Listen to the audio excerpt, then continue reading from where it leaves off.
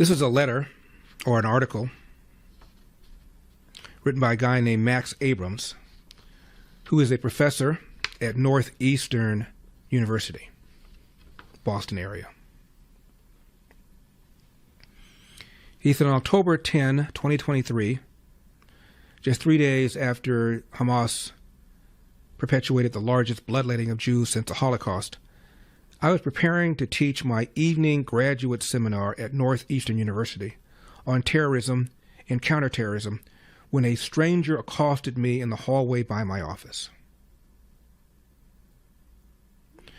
Wearing a keffiyeh, he pressed a flyer into my hand to attend a vigil in Cambridge advocating Palestinian resistance.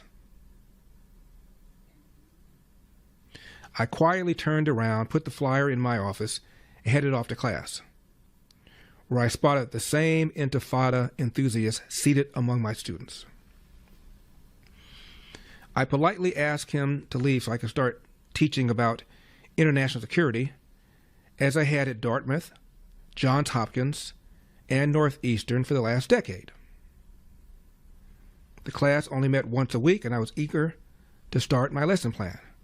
But the intruder refused to leave, cutting into class time. He told me he's a student at the university and he needed to ensure that my course, in which he was not even enrolled, aligned with his anti-Israel views. After about 15 minutes of unsuccessfully negotiating him to leave, he started pacing around the classroom, giving a diatribe against Israel while encouraging the shocked students enrolled in the course to walk out of my class and attend an anti-Israel rally across town in Cambridge. I was not the only Jewish faculty member whom the anti-Israeli activists targeted to restrict academic freedom at my school.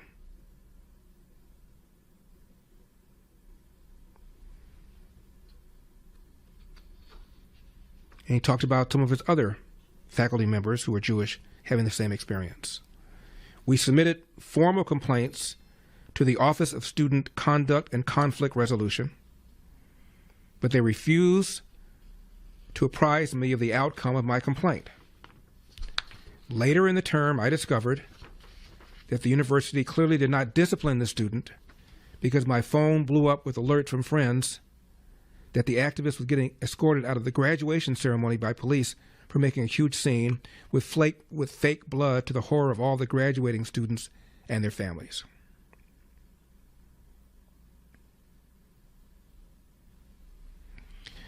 He said the bigger problem, however, was not the Intifada supporting students' theatrics, but that the university did not have my back.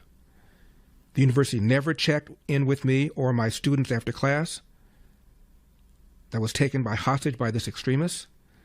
The university refused to supply any security to my classes even after being targeted, and the university failed to sufficiently address the known student extremists, leading to embarrassment when the spoiled graduation ceremony became a national news story. This is how universities across the country have dealt with campus intifadas against Jewish students and faculty, by doing next to nothing, he wrote.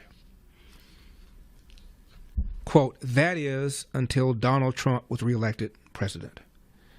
Ever since, there's been a palpable measure that anti-Semitism and associated extremism will be punished, if not from the universities, then by the government. Since Trump's reelection, there have been no Intifada intruders in my classroom. And I know that if there are, they will be handled more seriously by the administration. And for the first time in my decade at Northeastern as a professor, my substantial service to Jewish students as the faculty advisor to Chabad and Hillel have been properly counted in the annual merit reviews for salary and for promotion. These positive changes, I believe, are due to the Trump effect. End of quote.